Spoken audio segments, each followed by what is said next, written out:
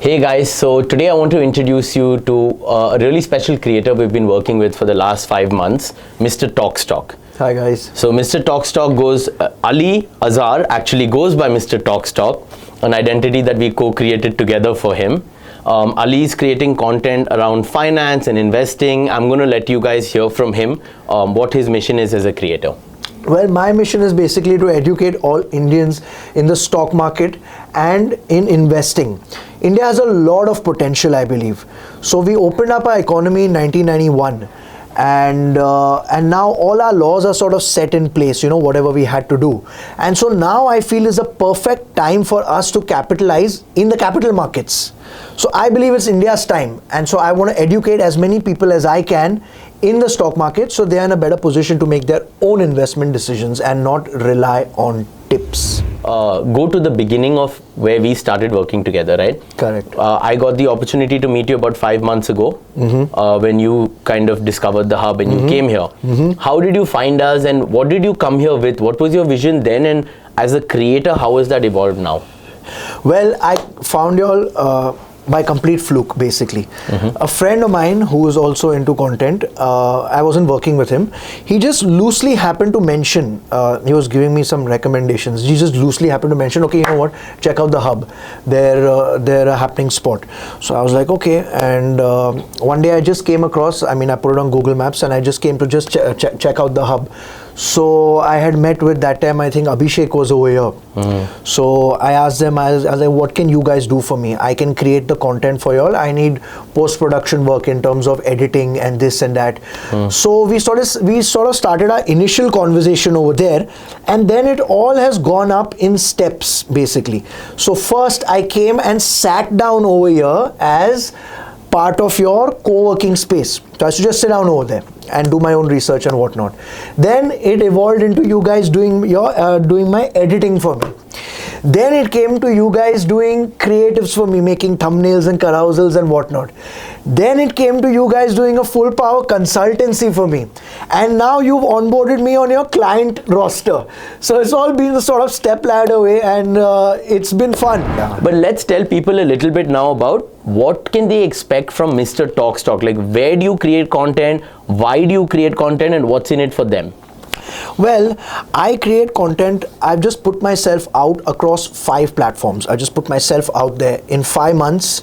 So I'm on Instagram, I'm on Facebook, I'm on YouTube, I'm on Twitter, I'm on LinkedIn.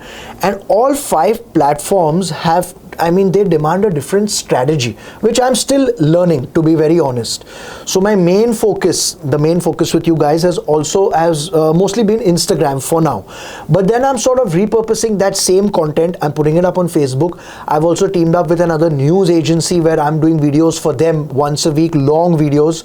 So I'm cutting those videos up, putting it here, there. Then I have my Twitter, I have my LinkedIn. So it's been a little crazy. I'm still learning, but yeah, all 5 platforms demand a different strategy, which I am working towards. So check me out across all 5 platforms. You'll find it sort of repurposed, the content, and said in a different way. Edutainment. You got to educate in an entertaining way. Correct. Yes, memes are a big thing, which I had no idea of when I came over here. Slowly we started off, and now I have quite a good part of my thing as memes. You know what I mean? Yeah. Funny stuff, yeah. I think, if you tap into memes, you tap into culture, and then you become more relevant to a lot more people, and it's a good gateway discovery, right? Okay, through the meme, I laughed about it. Now, okay, there's something serious going on here. I may want to kind of stick around. People come on to social media also, which I've learned. People come on to social media where they don't want only serious stuff. Let's say if you want the really hard-hitting serious stuff, you got your CNBC TV 18, you got your ET now, you know what I mean? You have reports to read, this, that. They come with a sort of, you got to be a little light-hearted, trying to put out your subject in a sort of little light-hearted manner, not all of it, but they have to know that, okay, there is a mix in here. I can come here to be entertained as well as I can come here to be educated. Then you get that competitive advantage that people want to see you more, they want to see your stuff more. What's in it for them if they follow you?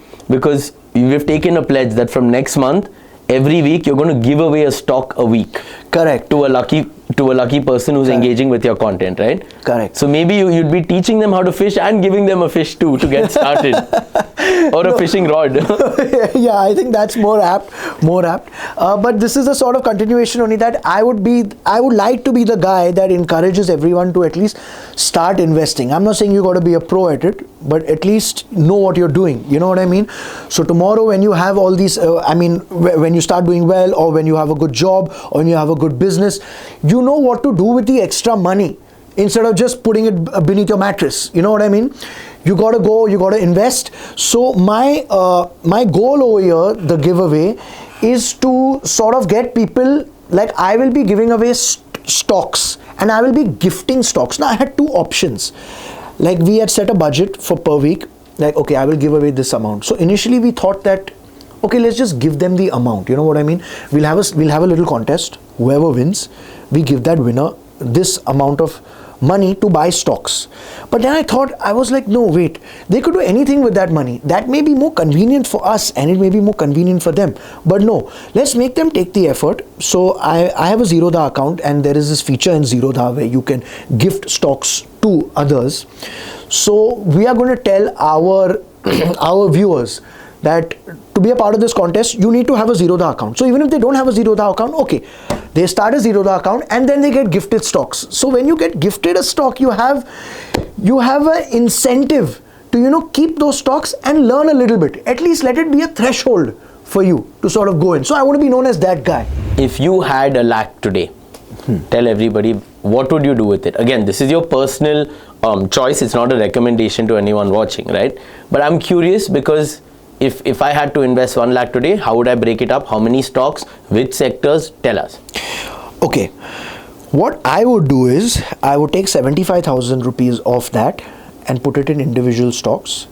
I would take 20,000 rupees, and this is ideal, okay? 20,000 rupees and put it in a mutual fund. And just for good measure, I'd take 5,000 rupees and put it in crypto. Because it's so low right now, it's at the all-time low. You take the two top coins probably and just take 5,000. Don't over leverage yourself over there. And now in that 75,000 also, probably because 75,000 is not such a big amount, I would split that up into 3.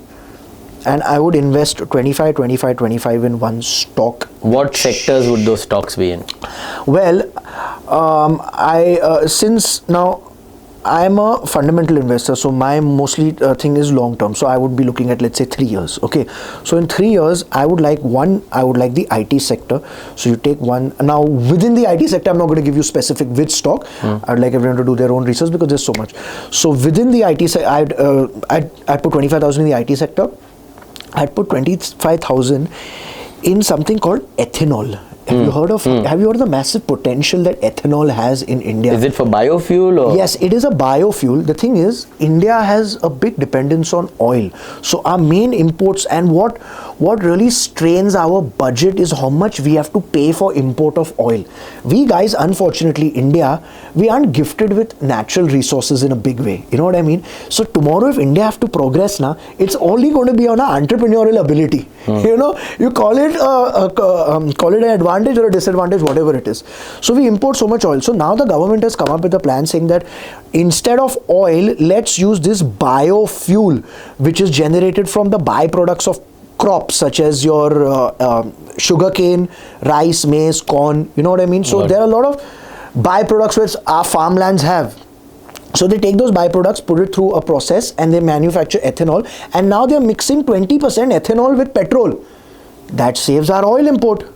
And that is massive. If you look at it from the macro point of view, it's massive. So I would invest in the ethanol sector, 25,000, invest in the IT sector, because our IT sector is probably the top 3 in the whole world. You know what I mean? And one more sector which is really going to benefit is the specialty chemical sector.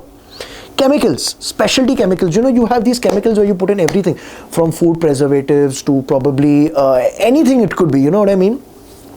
So specialty chemical sector will benefit. Why? Because China was the hub of the world in terms of specialty chemical sector, but that is a very polluting industry. So now, and China wants to sort of get a little bit rid of that, and people are looking away from China because we need specialty chemicals for everything, whether in all kinds of stuff you need it. Ali, what are the kind of things you want to manifest in next year? We're almost in December, it's the last day of November now. we do this with our entire team, right? We've done all this hard work, we've created a mess, we've learned things, all of it, right? As a creator, as a business, and me personally, what do you want to manifest next year, right? If you're talking to us as the guys that are, let's say, trying to manage you as a talent, what are the kind of brands you want to work with? What's your personal goal for where you want to go next year? Well, for one, I want to be where you're sitting. I want to be interviewing people. I want to be interviewing interesting people. I want to be interviewing people who've made financial mistakes in their lives, okay, who were on top at one time and who sort of, they made those mistakes, the voice of caution sort of thing, you know what I mean? They've been through it all. And I also want to interview young people who are earning by themselves, like in their early 20s, or sustaining by themselves. It could be whatever. It could be whether it's a good job, you've educated yourself well, you've landed a good job, or it could be anything. You could be a DJ, you could be anything, you know what I mean? So I want to ask them their definition of financial freedom and how they plan to sustain themselves. Any message to other creators or people watching? See, there are different ways in which you can create your content, you know what I mean? Some people are good at educating, some people are good at entertaining. So, and don't look to other creators and say that, okay, you know what, I'm doing this, he's doing that, and he's growing there, and just keep changing your strategy on and off, because to build your audience does take time. And initially in the first couple of months, even I was sort of having FOMO. I was looking at different creators and I was like, okay, this is not working, probably that'll work, probably that'll work. But no, you got to stick to what there are. In India, there are 1.4 billion people, and now so many of them are coming on smartphones, and content is going to have access to probably the whole country in a couple of years. So the audience base is insane. So whatever your style is, you stick to that and curate your audience and build it according to that. Don't have FOMO. Don't keep jumping from here to there. Just give your content enough time to sort of pick up. Nothing happens overnight. So even when I came into this content creation field, I mean, I had this idea probably months before I initially started off, and I had a notion that the streets will be paved with gold. As soon as I come in, I'm going to be a star. And it's not like that. It's like a business. If you want to make a name for yourself, tomorrow you want to earn money from it, you know what I mean? You got to put in your life and soul, and you got to have your own niche, and you got to have your own way of doing things. You can't be copying others. That would be my message, even though I'm at a nascent stage, but that would be. Yeah, no, I think we've spent a lot of time. So even though you've been doing this with us for 5 months, probably a few months before that, we've really accelerated the learning because there's so many creators here, right? Yeah, it's been crazy. Awesome. Thank you for having this conversation with us. Thank you for having me on. I hope this message inspires other creators to create and maybe brings an interesting opportunity to you. Yep. Thanks, guys. Thanks for viewing. Thanks for watching. See you guys.